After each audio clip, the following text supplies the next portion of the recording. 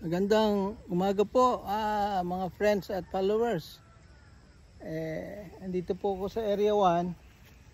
So ito pong result ng bagyong Christine na tumama dito sa ating Area 1. Naglilinis po ngayon yung mga tao.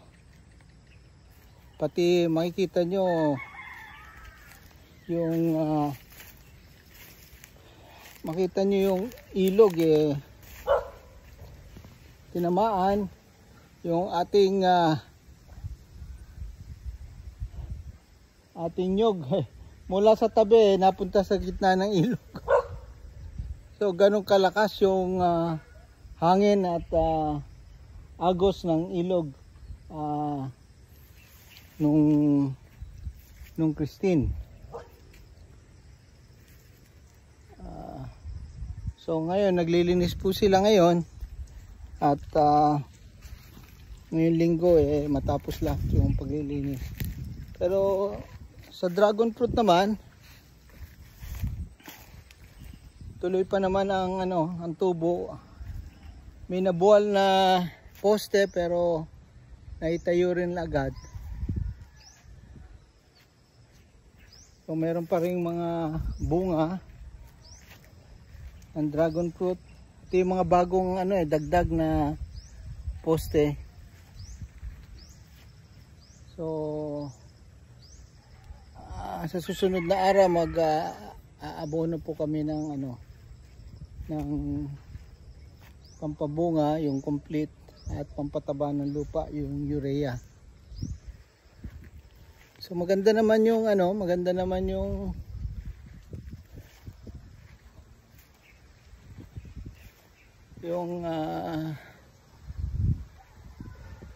paglilinis nila ngayon.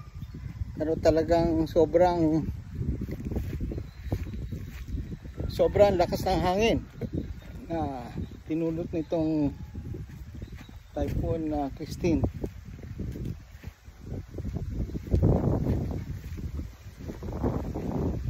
Yung mga kawayan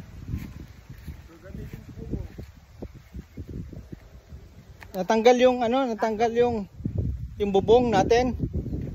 Tanggal yung bubong. So matagal na naman ito makabawi o okay lang? Okay lang eh. Ano na nyo dun, Ray? Bunga na naman to.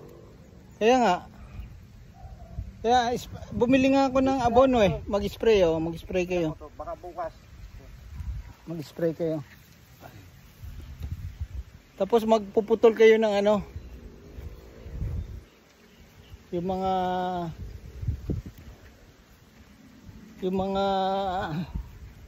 may tama puputulin nyo Yung mga reject nga po. Mga reject puputulin nila. Dragon fruit o yung karmatilya sir Ano yung karmatilya? Karmatilya natin doon. Ano yung karmatilya? Yung 3 gulong. Postcard? Kailangan matapon yung mga reject na yan ganyan. Sige. So yan po ang aming report ngayong Miyerkules, Wednesday, October 30, 2024. Yan po ang ginagawa nila hanggang sa susunod na mga araw. Magandang umaga po sa lahat at maraming salamat po.